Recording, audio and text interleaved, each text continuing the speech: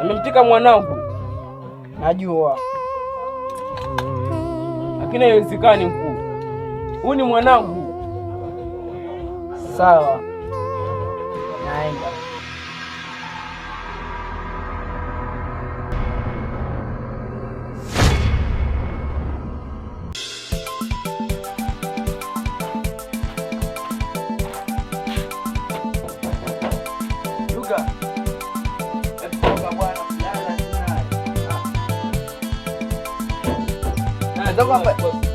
Nataka kufanya mambo ya maana kulala tu kutoka nje.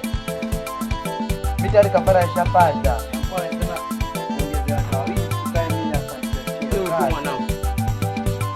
Jana sijamuona mwanangu hapo ndani.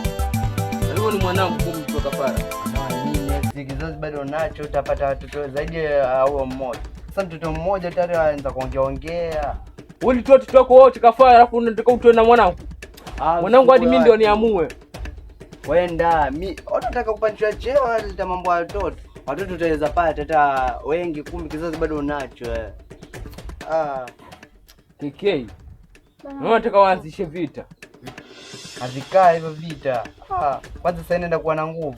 Nitakuonyesha vile vile. Kwanza leo ni adui yangu na usifike tena hapa nyumbani kwangu. Sitafika kwani hapa kwako kana nini hapa? Yapi usifike kule kwangu. Kwanza wewe. Kila sana. Kwanza mchumbe nitakutoa wewe. Maana nakuona sema ongea sana kisa kitu moja. Nataka kufikisha KK.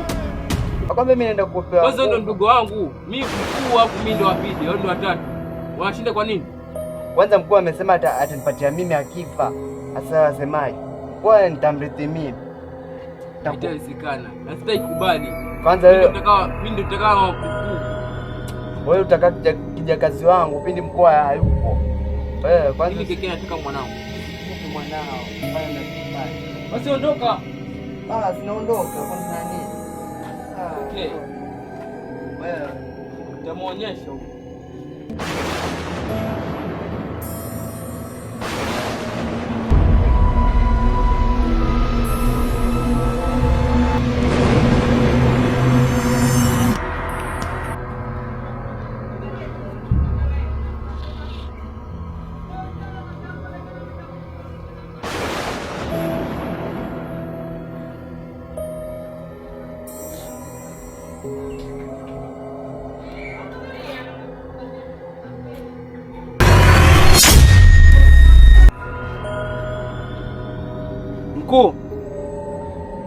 Mkuu. Ndio. Nimeleta ile kafara. Vizuri sana. Kanzi nzuri sana. Amesema eti umechukua mtoto wake. Eti hataki kupa kafara.